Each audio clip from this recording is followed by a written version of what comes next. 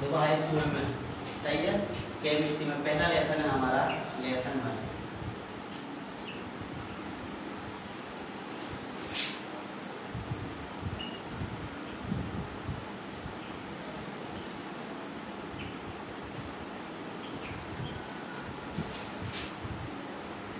अम्ल, क्षार तथा लवण, यानी अम्ल को इंग्लिश में कहते हैं बच्चों एसिड, क्षार को कहते हैं बेस एंड लवण को कहते हैं साल्ट। तो हमारे टॉपिक का नाम है अम्ल, क्षार और लवण। सबसे पहले हम अम्ल के बारे में पढ़ेंगे। अम्ल, अम्ल क्या होते हैं? अम्ल, सही है। अभी तक आपने पिछली कक्षा में पढ़ा होगा, हम छोटी क्लास में कि वे पदार्थ जो स्वाद में खट्टे होते हैं अम्ल कहलाते हैं, लेकिन यहाँ पर डेफिनेशन बदल जाएगी, सही है। वो बात सही है कि हर खट्टी चीज में अम्ल पाया जाता है, लेकिन यहाँ पर कौन कौन से पदार्थ हैं वो खट्टे जिनमें अम्ल पाया जाता है उसके बारे में बताया जाएगा। तो सबसे पहले हमारा हेडिंग है अम्ल, एसिड। अम्ल क्या है? तो अम्ल की डेफिनेशन अलग अलग दो वैज्ञानिकों ने दी है, जिसमें पहला वैज्ञानिक का नाम है आर्हेनियस।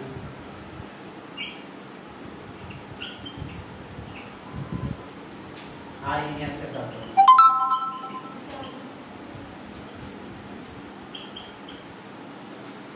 आर्हेनियस एक वैज्ञानिक है।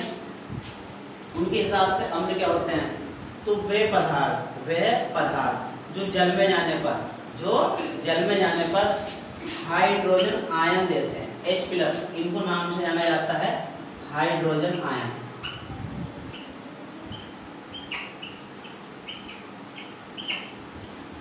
वे पदार्थ जो जल में जाने पर हाइड्रोजन आयन देते हैं, अर्थात जल में विलय होने पर, घुलने पर कौन सा आयन देंगे?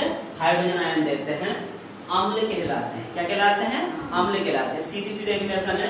आर्हेनियस एक वैज्ञानिक है, उनके शब्दों में वे पदार्थ जो जल में जाने पर, जल में जाने पर हाइड्रोजन आयन देते हैं, अम्ल कहलाते हैं। एग्जाम्पल अगर मैं बात करूं आपको, HCl एक अम्ल है। अब अम्ल की भी दो क्वालिटी होती है, एक निर्बल होता है, एक दुर्बल। इसके बारे में बाद में बात करेंगे। फिलहाल HCl एक अम्ल है, HCl एक अम्ल है। और HCl को अगर मैं डुबाऊंगा पानी में, तो पानी में विलय होने पर यह क्या होगा? ये हाइड्रोजन आयन देगा हमें, प्लस क्लोरीन आयन देगा। तो इससे हमेशा कौन से पदार्थ अलग होंगे? Hydrogen ion. कौन से? हाइड्रोजन आयन, इसलिए एक अम्ल है। इसके अलावा CH3COH ये भी एक अम्ल है, ये दुर्बल है। मैंने अभी बताया था आपको दो प्रकार के होते हैं, निर्बल और दुर्बल। लेकिन यहाँ पर बस खाली अम्ल की बात चल रही, ना कि निर्बल ना दुर्बल, सही है। तो CH3COH ये सूत्र है, इसका नाम होता है एसिडिक अम्ल। क्या होता है? एसिडिक अम्ल। एसिडिक अम्ल में से भी, इससे भी CH3CO- प्लस H+ आयन अलग होते हैं। तो ऐसे पदार्थ जिन्हें जल में डुबोने पर, या जल में डालने पर, या जल में विलय करने पर हाइड्रोजन आयन देते हैं। क्या देते हैं? हाइड्रोजन आयन देते हैं। क्या कहलाते हैं? अम्ल कहलाते हैं। अम्ल कहलाते हैं। एग्जाम्पल आपके सामने HCl हो गया, CH3COH हो गया, सही है। इसके अलावा HNO3 होता है, सही है, ये भी अम्ल है। बहुत सारे अम्ल होते हैं। उसके बाद बात करते हैं क्षार की। अभी जो वैज्ञानिक चल रहे हैं उनका नाम है आर्हेनियस। इनके शब्दों में क्षार, इन्हें इंग्लिश में बेस के नाम से जाना जाता है, बेस। क्षार जैसा हमने पहली क्लास में पढ़ा है कि अम्ल वे पदार्थ होते हैं जो स्वाद में खट्टे होती हैं, ऐसी क्षार के बारे में भी यह है, छोटी क्लास में जो बताया जाता है क्षार के बारे में, कि जो स्वाद में तीखे होते हैं, सही है, वो कैसे होते हैं? क्षार या कड़वे कहते हैं एक तरीके से, तो वो क्षार कहलाते हैं। लेकिन यहाँ पर आर्हेनियस, जो मैंने अभी आपको एक वैज्ञानिक किया है, आर्हेनियस, ये वैज्ञानिक हुए हैं आर्हेनियस के शब्दों में।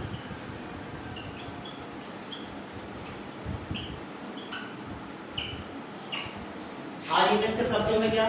वे पदार्थ जो जल में जाने पर, जैसे अम्ल के बारे में था सेम ऐसी डेफिनेशन है, बस थोड़ा सा वर्ड चेंज होना है। आर्हेनियस के शब्दों में वे पदार्थ जो जल में जाने पर, वहां पर हाइड्रोजन आयन अलग हो रहे थे और यहाँ पर OH आयन अलग होंगे, सही है।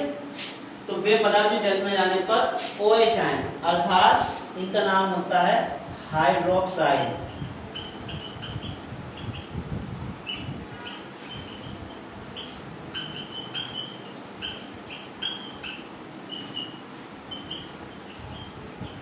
Hydroxide ion.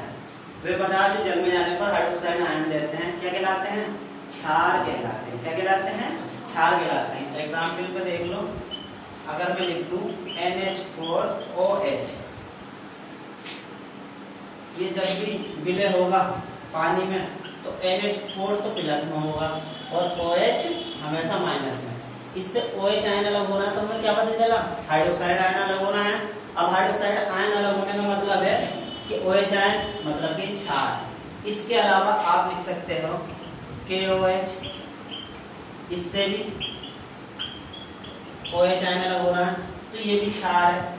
यहाँ पे भी यही बात, जैसे अम्ल दो प्रकार के होते हैं, पिर्बल अम्ल और दुर्बल अम्ल, इसी तरीके से क्षार भी दो प्रकार के होते हैं, पिर्बल क्षार और दुर्बल क्षार। वहां भी मैंने दो एग्जाम्पल दिए थे, एक पिर्बल का एक दुर्बल का। यहाँ भी ये ऊपर वाला दुर्बल है और नीचे वाला पिर्बल है। सही है। तो इस तरीके से ये हमारी आज के जो वैज्ञानिक है उनके शब्दों में डेफिनेशन हो गई अम्ल और क्षार की। इसके अलावा एक वैज्ञानिक हो रहा है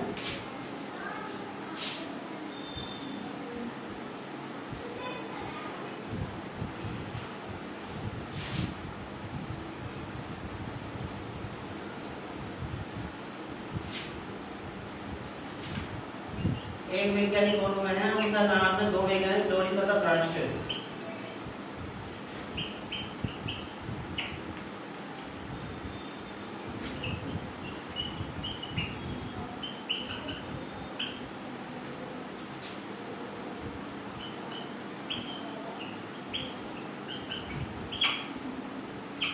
अम्ल तथा क्षार की डेफिनेशन लोरी तथा ब्रांस्टेड के शब्दों में। उसमें क्या होता है, अभी मैंने बताया था आपको आरएनएस के शब्दों में कि जो जल में आने पर हाइड्रोजन आयन देना और OH आयन देना, अम्ल क्षार है।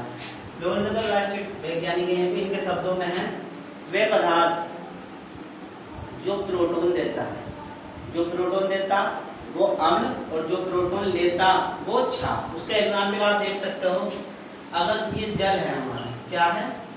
जल। जल की क्रिया हमने HCl से करा दी, जल की क्रिया अगर हमने HCl से करा दी तो ये हमारा हो जाएगा H3O।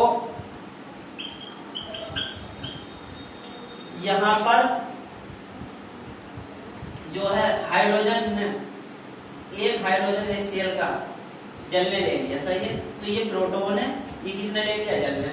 तो जल ने प्रोटॉन लिया, सही है।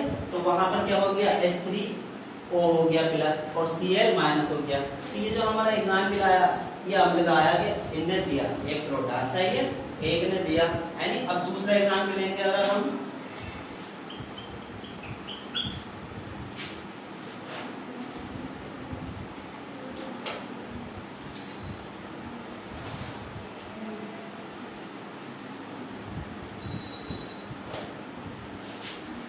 अगर अमोनिया ले हम, NH3 अमोनिया को कहते हैं बच्चों, अमोनिया की जल से कराएं तो हमारा NH4 बनेगा प्लस OH आयन।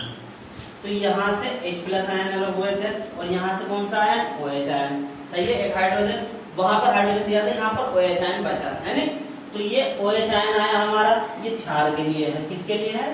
क्षार के। और ये किसके लिए है? अम्ल के लिए है। इतनी बात समझ में आई? वे पदार्थ जो जल में जाने पर प्रोटॉन देता है और प्रोटॉन लेता है। प्रोटॉन देने वाला अम्ल और लेने वाला क्षार, सही है।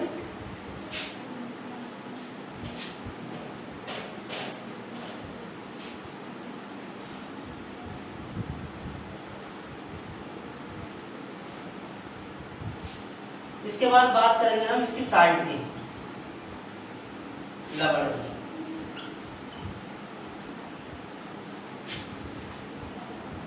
लवण, लवण हमेशा जो होता है वो अम्ल प्लस क्षार। जहां भी अम्ल और क्षार मिलेंगे तो क्या बनेगा?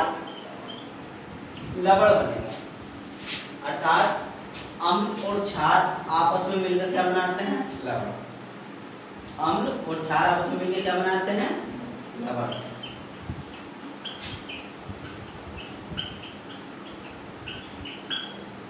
अब अगर इसके एग्जाम्पल की बात आए तो एग्जाम्पल में अगर आपने अम्ल ले लिया HCl, सही है, और क्षार ले लिया आपने, कोई सा भी क्षार ले लो आप, NaOH। देखो HCl इसका नाम होता है हाइड्रोक्लोरिक अम्ल।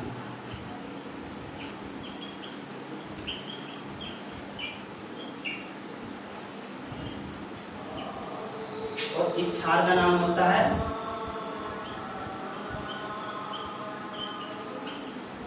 Sodium hydroxide.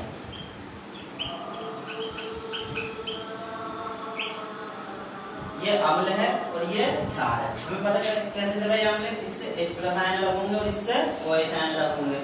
तो अम्ल और क्षार जब भी आपस में क्रिया करते हैं, अम्ल और क्षार जब भी आपस में क्रिया करते हैं तो लवण बनता है। तो देखो यहाँ लवण बनेगा। लवण के लिए हमारा हम इसको इससे मैच कर सकते हैं, क्योंकि लवण का जो फार्मूला होता है वो अम्ल और क्षार मिलने से बनता है। यहाँ NaCl बनेगा। तो NaCl यहाँ पर क्या है, लवण। क्या है, लवण है, प्लस जल बाहर निकल जाएगा। एक H ये वाला और एक H ये वाला, तो H होगा, एक ये O, तो H2O, ये जल बाहर निकल गया। ये जो बना हमारा ये लवण बना। तो हम कह सकते हैं अम्ल और क्षार आपस में क्रिया करके क्या बनाते हैं, लवण बनाते हैं और जल बाहर निकल जाता है। सही, ये होगी लवण की डेफिनेशन। लवण क्या होता है, अम्ल और क्षार आपस में मिलकर जो पदार्थ बनाते हैं उसे लवण कहते हैं। लवण के टाइप होते हैं बहुत सारे, लवण के प्रकार। लेकिन लवण के प्रकार जानने से पहले हम यही वाला एग्जाम्पल कई जगह काम करेगा। एक आता है उदासीनीकरण की क्रिया। तुम्हारा पॉइंट है उदासीनीकरण। उदासीनीकरण की क्रिया में भी होता है जब अम्ल और क्षार आपस में क्रिया करते हैं तो लवण बनता है। तो अम्ल की मात्रा भी और क्षार की मात्रा भी, दोनों की मात्रा क्वांटिटी इक्वल होती है। जब इक्वल होती है उसी चीज को उदासीनीकरण कहते हैं। उदासीन का मतलब होता है जिसमें दोनों की मात्रा बराबर। उदासीनीकरण कहते हैं न्यूट्रलाइजेशन, इंग्लिश होती है इसकी। तो उसका एग्जाम्पल भी यही रहेगा कि अगर हमने अम्ल की क्रिया किससे कराई, क्षार से कराई, तो हमारा लवण बना। क्या बना, और जल बाहर निकल गया। ये एग्जाम्पल इसमें काम करेगा। और ये जो हमारा NaCl लवण बना है, यहीं पे ये पूरी की पूरी रिएक्शन क्या कहलाएगी, उदासीनीकरण। इसी में आगे आ जाता है उदासीनीकरण की उष्मा।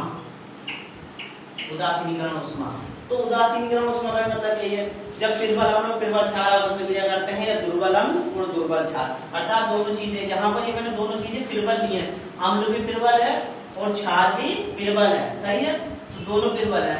तो अम्ल और क्षार आपस में क्रिया कर रहा है, लवण बन रहा है। इनसे हमेशा जो शो नहीं कराया जाता, लेकिन दिखाने के लिए शो कराया जाता है, 13.7 किलो कैलोरी उष्मा बाहर निकलती है। कितनी कैलोरी, 13.7 किलो कैलोरी उष्मा बाहर निकलती है प्रबल अम्ल प्रबल क्षार से। जब आपस में क्रिया करते हैं लवण बनता है। तो उसके साथ बस इसी चीज को ये उष्मा के नाम से जाना जाता है। कहीं कहीं इसको सोना कर करके खाली हीट दिखा दिया जाता है। हीट का मतलब उष्मा ही होता है। सही है, तो उदासीनीकरण की उष्मा मैंने आया आपको के बारे में बताया, अम्ल क्षार और लवण। अम्ल के बारे में मैंने बताया आपको, दो की डेफिनेशन दी ReS के शब्दों में, जो जल में जाने पर हाइड्रोजन आयन दे रहा है अम्ल, और जो जल में जाने पर OH आयन दे रहा है क्षार। सही है, फिर लोरिथल के शब्दों में क्या हुआ, अम्ल जो प्रोटॉन देता है वो अम्ल और जो प्रोटॉन लेता है वो क्षार। अब लवण क्या होता है, जब अम्ल और क्षार आपस में क्रिया करते हैं तो लवण बनता है।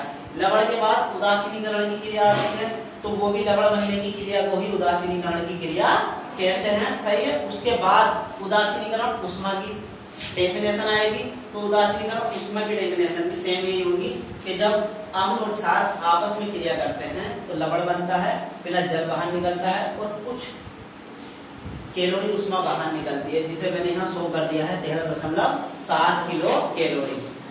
ये हमारा उदासीनीकरण की उष्मा होगी।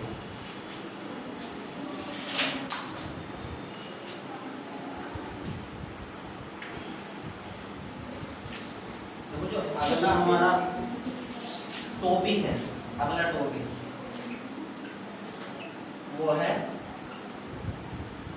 अम्ल तथा क्षार के सामान्य गुण। सामान्य गुण में कैरेक्टरिस्टिक आती है।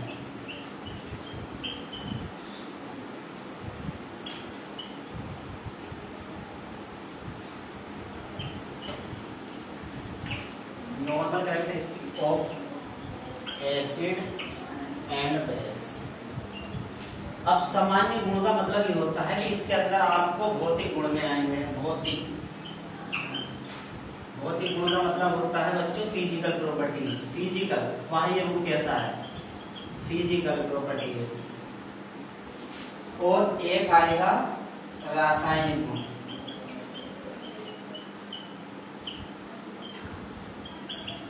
रासायनिक गुण को कहते हैं केमिकल प्रॉपर्टीज। तो इसमें ध्यान ही रखना है कि यहाँ मैंने सामान्य गुण लिखा है। सामान्य गुण में दोनों चीज आएंगी, भौतिक गुण और रासायनिक गुण। भौतिक गुण जो होता है, भौतिक गुण में उसका बाह्य रूप कैसा है, देखने में कैसा है, भूलिया है नहीं भूलिया, इस तरीके की चीजें आती हैं। और केमिकल में रिएक्शन कराई जाती है कि किससे मिलकर क्या बना रहा है। तो यहाँ पर मैं सारे एक साथ लिख रहा हूँ सामान्य लक्षण इसके। जैसे पहला है कि पिलबल अम्ल, पिलबल अम्ल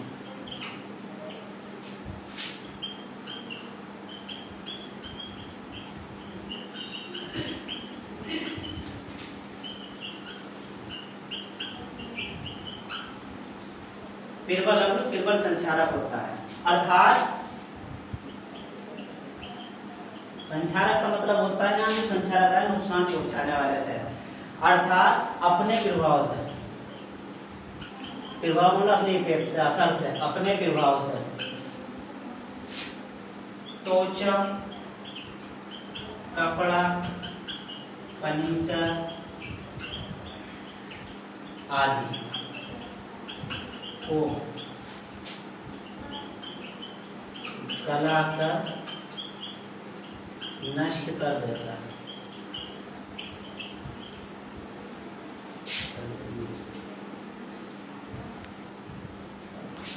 ये नंबर 1 हो गया।